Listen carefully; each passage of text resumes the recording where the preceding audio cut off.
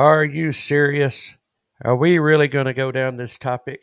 That's right, we sure are. If you're going to raise animals, you better honor them by learning how to process them. It's not just about food, it's about responsibility. And today, we're digging deep into the dirt of real living. Our topic today isn't trendy, it's not polished, but it is primal, it's powerful, and it's personal. We're talking about butchering. Yes, the good old gory, hands on, guts and all process of turning a living animal into food for your family. Now, I'm not going to sugarcoat it. This is a skill that makes most people squeamish, makes them flinch a little bit. And also, yet, it's the skill that makes the biggest difference in a path to true self reliance. We're talking about why, from field to freezer, why butchering is a skill you never thought you'd need. There's a strange contradiction in our modern culture. We love to grill burgers, we love to bake chicken thighs and serve up bacon like it's a birthright. But we like to avoid thinking about where any of it comes from. It's as if we want the meat without the mess, the protein without the process. But here's the truth: if you raise animals, and if you hunt, if you believe in knowing where your food comes from, you cannot avoid the question of butchering. And learning to process your own meat is not only a skill, it's a responsibility. It's a way to close the loop between life and sustenance. And think about it. We've raised that chicken or the rabbit or the pig. You've fed it. You've cared for it. Maybe you've even protected it from predators. And when the time comes to take that animal's life, you owe it the respect of doing it right. That means cleanly. That means quickly. And yes, that means yourself, not a processor 60 miles away. Butchering is one of those skills that used to be normal. Your great grandparents likely processed their own chickens, canned their own meat, and maybe even butchered a deer out back come November. But somewhere along the way, the practice became too dirty, too traumatic, or honestly, too inconvenient. But here's the irony: many folks who are squeamish about butchering are also deeply concerned with humane animal treatment and clean food. But the reality is, there's nothing more humane or clean than doing it yourself with care, with attention, and purpose. When you butcher your own animals, you know exactly how they lived and how they died. You see it with your own eyes. No factory lines, no guesswork, just hard, honest work. And yes, it's hard the first time. Your hands will probably shake. It can get emotional, and it should. That's part of cost of real food. It builds gratitude, not just skill. So where do you begin? Most homesteaders start with poultry. Chickens and ducks are small, manageable, and relatively simple to process at home. You can build or buy a cone, use a sharp knife, scald the feathers off in hot water. Plucking is tedious but doable. And once you've cleaned the carcass, you'll be surprised how fast your second or third bird goes. Now, I want to tell you, I've got some memories of a childhood with chickens, and it wasn't that clean and it wasn't that pretty. uh, anyway, many of y'all remember the chicken dances that they do if you take their head. Just things from my childhood, and the boiling, it ain't fun, and the chicken processing and all that stuff. Yeah, but we seen in a video with Keith that it can be done cleanly, and it can be done in a different kind of way. So we'll look into a bit more.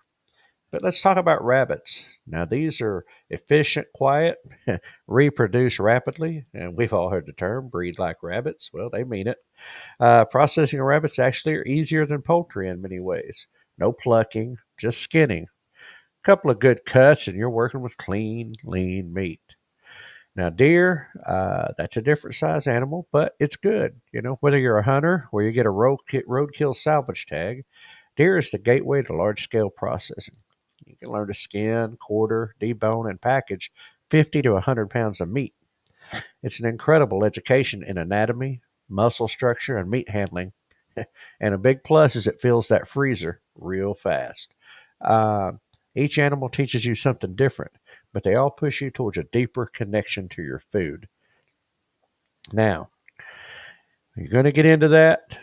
You got to talk about the gear. You got to talk about your equipment. You don't need a butcher shop set up to get started, although that'd be a nice luxury. Uh, Here's the short list of essentials for most small scale processing jobs. Okay, a sharp boning knife, your most important tool. Keep it honed, keep it clean. That's a big deal. The sharper the knife, the better it is, the easier it cuts. All right, and the less painful the cut is. A killing cone or a restraining setup of some kind. For poultry, this makes dispatch quick and humane. Uh, a large pot for scalding, Some say optional, but very helpful. Buckets for the blood and guts, be honest. Keep your workspace tidy and clean. Uh, Plastic tables or stainless surfaces, easily sanitized. I highly recommend if you can get your hands on a stainless table, that's the way to do it because it's just so much easier to clean and sanitize and keep in good shape. And of course, freezer paper, a vacuum sealer, or Ziplocs for preserving those cuts long term. Now, butchering is one of those skills where cleanliness is everything. Sanitize your surfaces, rinse your knives, and keep that meat cold. Meat left in the danger zone, 40 to 140 degrees for too long, can spoil. For big jobs, consider a meat cooler or maybe even an ice bath. Label your cuts clearly. There's nothing worse than digging through a chest of freezer wondering what mystery meat you're thawing. Mm. Pro tip though, date everything and use the oldest first. That's Food Stewardship 101. Anyway, let's move on. Let's get into the hard part about this. It's a piece that doesn't get talked about very much, even when you go to a class or a presentation. That's the emotional side of butchering, and there is one. And it's okay to cry the first time you dispatch an animal. It's okay to pause, maybe to pray, to feel the weight of what you're doing because this isn't a video game. It's not a sanitized package in the grocery store. It's real and it matters. But over time, something changes. You stop seeing it as killing and you start seeing it as harvesting, like pulling carrots or picking apples. You realize that this is the final phase of stewardship. And when done with care, it becomes deeply meaningful. Some families choose to involve their kids in age appropriate ways, not to traumatize them, like some people would say, but to normalize responsibility and respect. Children raised around butchering don't grow up squeamish, but they do grow up grateful. You know, let's say you're not ready to butcher your own. That's okay. You don't have to jump into the deep end alone. A lot of us aren't ready for that. One of the best things you can do, find a mentor, someone who's done it a lot before and is willing to show you how. There are tons of homesteading communities, forums, and local Facebook groups where experienced people are eager to help. And I remember when I harvested my first deer, and it was a roadkill tag. It hit my work truck, and I was able to get it. I had never I had never gutted a deer. I'd never got it ready to go to a processor. And I didn't know what to do. And I had called a friend that I knew was an avid hunter, an avid fisher, and he walked me through on the cell phone step by step of exactly what I had to do. So, getting help from experienced friends, that's the way to go. You might even host a butchering day, where friends or neighbors or church members come together to process a batch of chickens. And you can learn faster in a community environment like that. And guess what? You get to eat better too. And if that's not an option, maybe attend a butchering class at an event, an expo, places like that. Many small farms, extension offices, permaculture groups also host seasonal workshops. Watch and ask questions, take notes, and your confidence, well, it'll grow and multiply with time and exposure. So, this year's challenge, process your own animal or attend a class. Step up to the plate, literally. Anyway, let's talk about taste and health, because these are really important. When you butcher your own meat, the difference is stunning. What it looks like, what it tastes like. Your chicken won't shrink in the pan. That rabbit, tender and lean. And your venison, well, it won't be gamey if handled right. Why? Because you control the aging, the cooling, the packaging, the cleanliness. Every factor that affects flavor and nutrition. Home processed meat is often free of added hormones, dyes, or water solutions. I would say so. Rich in nutrients and healthy fats, and custom cut to your cooking preferences.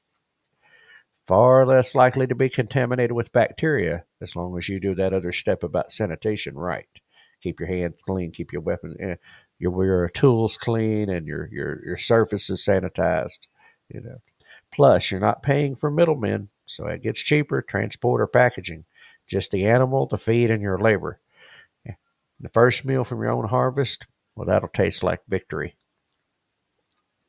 Now, let's talk about self reliance because we talk a lot about that on this show, as y'all well know. And this is it, folks. If you can raise and process your own meat, you're holding a power that few people in the modern world still carry. Think about what happens when grocery shelves go bare or prices spike. If a meat recall hits the news, if you know how to butcher, you're not just feeding your family, you've built food security. Butchering teaches more than just anatomy, it teaches good old fashioned grit, precision, and patience. It teaches you to plan ahead. That's right, to use every part, to waste nothing.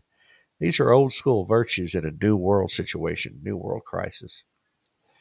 Now, before we wrap this up, let's say this: butchering isn't just about food, it's about life and death, it's about respect, and it's about stewardship. It's sacred work. So, whether you're dispatching a chicken or field dressing a deer, you are participating in one of the most ancient of human acts. And if you do that with humility, with skill, and with care, it becomes something beautiful. Don't fear the blood, fear forgetting where your food comes from. That's the real danger right there. So, here's our challenge. We take the next step. If we've never processed before, attend a workshop or help a neighbor butcher a chicken. Get your hands a little dirty. If you've already got that experience, well, then maybe you can teach someone else or host a class and share your knowledge. From field to freezer, this skill isn't just about meat, it's about meaning. And remember, self reliance isn't just a dream, it's a decision and it's a journey. And every decision you make puts food on the table, purpose in your heart, and freedom in our future. So keep your knives sharp, your hands clean, and your freezer full. All right. Hope that was an interesting topic. I seen the chat bar rolling like crazy over here, so let's get into roll call. I seen we dropped a few numbers up there. So people just didn't want to talk about that. Let's see. Of course, good morning, bro. Good morning, Joy Bartlett. Good morning, Terry. Glad to have you back in with us today. Good morning, Ed Kirkpatrick. Good morning, Jeff. Let's see. Enjoyed yesterday's episode. We heat only. Yeah, I thought of you with that episode. That was I was like almost kind of bummed I did it on Tuesday, remembering you were going to be gone. But glad you were there. Yes, enjoy. Scotty, good morning, tablers. Staying out of the fields. Don't want to be mistaken for a cow. Besides, my carcass will feed a family for a lifetime. Oh, dear goodness, Scotty. Oh, no, we don't need to go there. Good morning, Barb Taylor. I hope you're doing okay. Let's see. Everybody's saying good morning. Trying to see if there's anybody I'm missing. I see. Terry said, for chickens, if you don't care, you can skin them and you don't have to mess the feathers. Interesting. Hadn't thought about that one. Good morning, Robbie. Glad to see you in. Yeah, Jack showed Keith quite a bit on that. Yeah, I know you mentioned about rabbits. And somebody named Austin. Did you know pigeons die after mating? Okay, interesting. I did not know that. And now that's an interesting skill to learn how to tan the hides, deer hides in particular. I didn't see that. Let's see. Morning, everybody. No idea yet. LOL. And then Robbie said being able to process that would be a great skill to have. Probably a good skill to know, Keith said. Uh, Anyway, let's see. What do we got here? What's Robbie got? Uh, I'm working on my process skills. Do hope to process everything on the homestead eventually. And let's see. Terry said, yeah. We paid a local butcher to do the deer. It was really nice. Yeah, it is convenient, and it is stuff. And I mean, I've paid processors in my line. We have a lot of people that do, and that kind of tends to, you know, be the typical way. And I understand it. It's most people aren't set up to do it, and it takes an intentional step to get there. Robbie said, "Stay away from mountain oysters at all costs." Well, first and foremost, I say that there, Scotty. You say that until you've had them, and I will tell you that fried calf fries, as we call them down here. Deep fried with some batter on them and a little bit of ranch dressing. It's a pretty tasty treat. Uh, let's see. Let's see. I said the first time in Paris, but chicken, that first knife cut was hard. Yeah. Uh, oh, y'all people. Oh, you watched Fear Factor. Well, now listen, if you watched it on Fear Factor, then it likely was a whole different animal. It was likely, I say animal, not funny, right? It likely wasn't prepared in a pleasant way. It was likely some kind of raw nastiness. If they're sliced in thin slices, deep fried, tasty treat. Let's see. See what did Terry say? I went to my uncle's to hunt, and he walked me through cleaning my first deer. Yep. Let's see. I've hunted deer as a kid. I've processed many, many, many, many deer over time, over the years. Yep. And Terry said, I only hunted about 6 years ago. It's late the game. I'm still not a big hunter. Our dad, I didn't grow up doing it. Um, and so just never have got in the habit. Got all the equipment, got the national forest right at the end of the driveway. So, I mean, and it's all right here. But just hadn't got there. Let's see. What did Jeff have to say? We had fall harvest with grandparents, great aunt, uncles, butchered chickens, duck, pigs, all in one day. Always fun. Yeah, I can see that. That's some good old pig boils, and having a pig harvest and stuff, pig processing day. Say I can handle processing chickens by myself. It'd be nice to have others to help. When I get to the cows, I'm going to have others help. Yeah, that's a bigger, much bigger animal. Uh, there. Uh, I lost that, Jeff. Yeah, that's say according to Joel, I could do the chickens much more efficiently, though. That's probably we all can all do things more efficient. Yeah, and there's a process. Finding a processor, gets its thing. Let's see. What's Terry say? I think goats and sheep would be similar to deer. That's my guess anyway.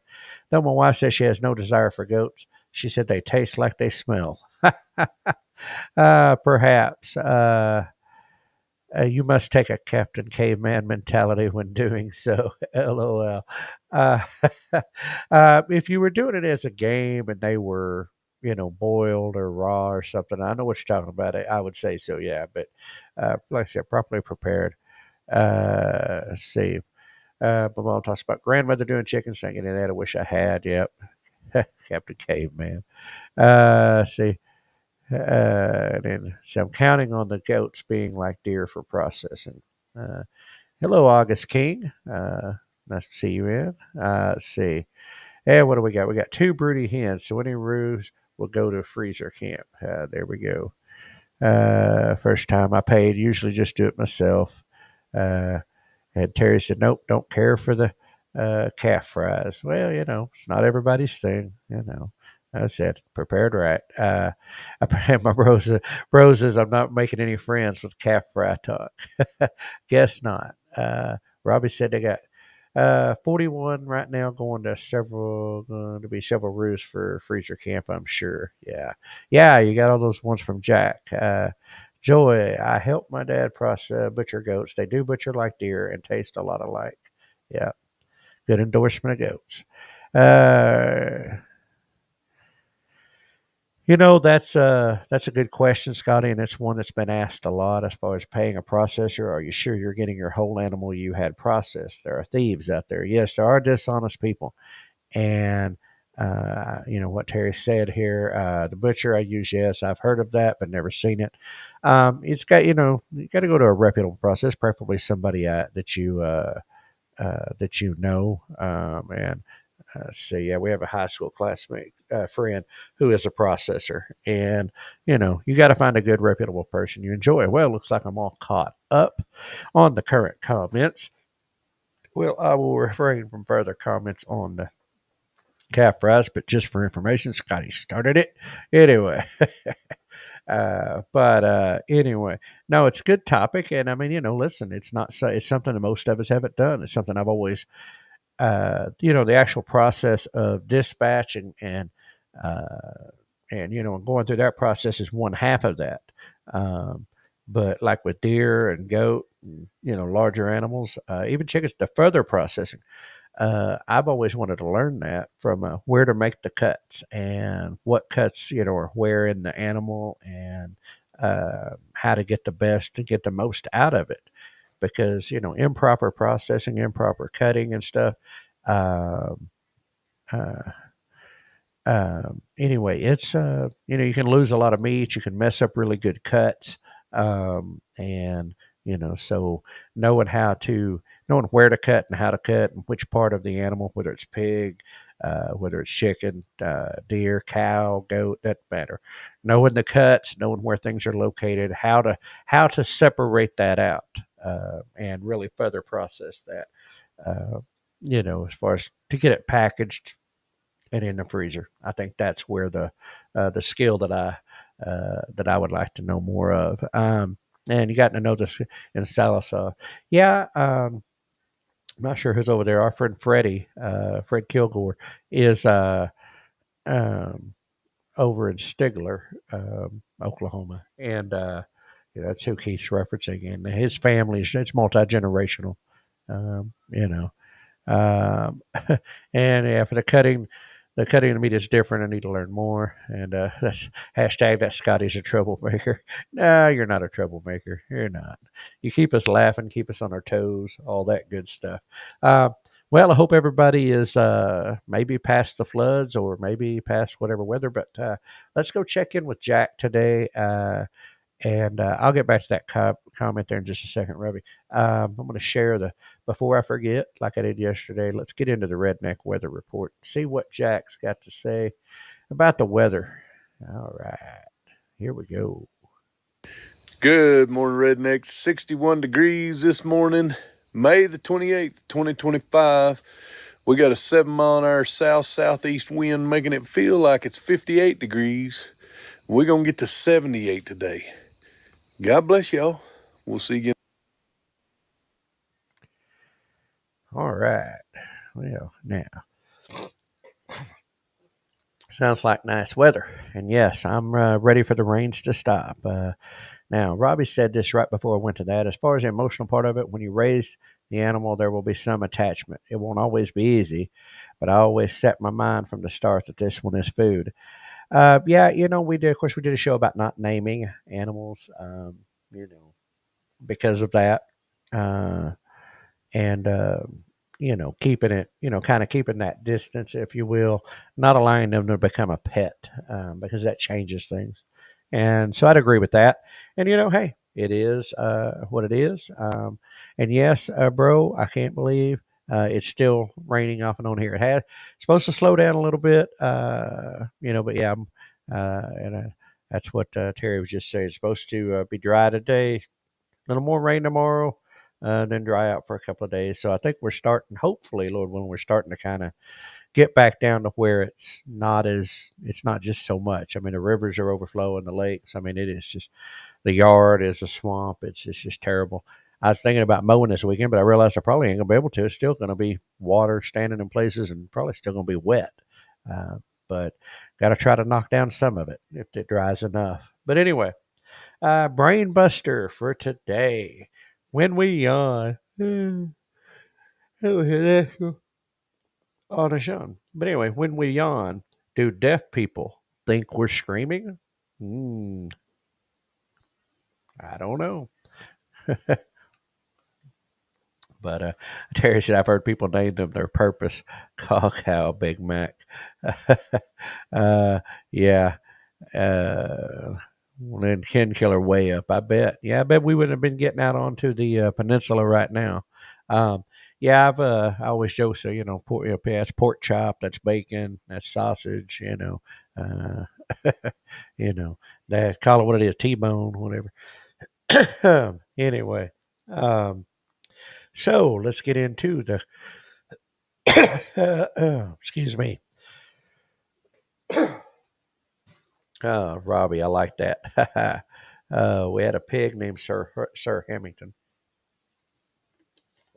That is great, Sir Hamilton. Anyway, that's funny. I don't care who you are. Uh, quote of the day. Quote of the day. Why does a yawn make others yawn? I don't know. I just mentioned the word yawn, and it made me do it.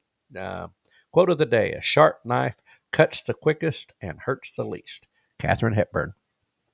But anyway, but yeah, but his made me. I'm sorry, guys. I'm not trying to make you yawn, make you put to sleep. I'll be honest with you. It was I was sleeping. I guess it was the temperature drop and the weather and everything. I slept solid last night. I mean, it was like sleep. But anyway, we called him Hammy. That is too funny, man. That is too funny. Calling him Hammy. Oh, hey, it is what it is. Whatever works in that case, because there is that aspect of it. Like I said, we've talked about it before, the emotional and psychological aspect of it. But anyway, today it is. Here we go. It is Wednesday. It's weird that how many here yawned when he said, "Yes"? How many? Come on, give us a thumbs up. How many yawned when I did? That's funny. Um, Upcoming events. Let's see. Homestead Festival, June 6th and 7th. Hardison Mills near Columbia, Tennessee. Um, Roy Fink's Place, big event down there coming up. Not this weekend, but the next weekend. Um, and then Modern Homesteading Conference, Coeur d'Alene, Idaho, June 27th through the 28th. You can go to modernhomesteading.com to find out more information. You can also look them up on the old Facebook, Google them up and all that. September 5th and 6th, the Ozarks Homesteading Expo, Marshfield, Missouri. Looking forward to that one. It's a great lineup. It's a good event. It's been on for several years now, and got a great speaker lineup and vendors galore. And I know Keith and I are particularly both looking forward to some goat's milk ice cream, and um, they got a pretty good coffee vendor up there too. But anyway, the goat's milk ice cream. Oh man, yeah, we covered them last year, and so anyway, they had a little sample that's back in some of our old videos. But anyway, great stuff there. And then September 26th and 27th, Oklahoma Homestead Rendezvous, Southeast Expo Center in McAlester, Oklahoma.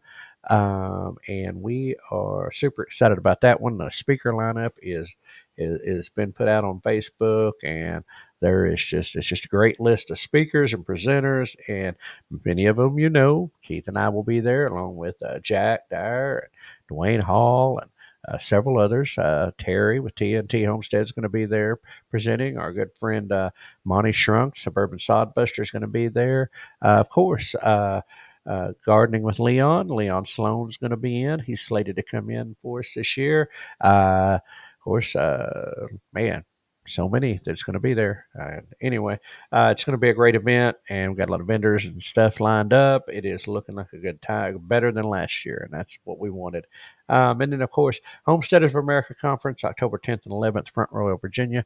But they have sold out of tickets. So that is now a sold out event. So the only way to get tickets is if somebody puts them up, they can't go or does something like that. But anyway, so that is the list of upcoming events. And I love that, Scotty. I yawn when my cat yawns, and that's bad. Hello. Yeah, that's pretty bad. But anyway, and yes, Rebecca said she yawned when I yawned.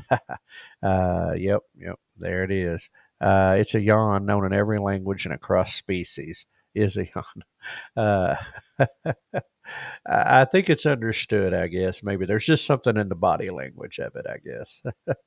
We might have discovered something, bro. I don't know. Anyway, that is a wrap for today on the Farm to Table Show Morning Edition. Thanks for joining us as we strive towards building stronger communities for now and in the future.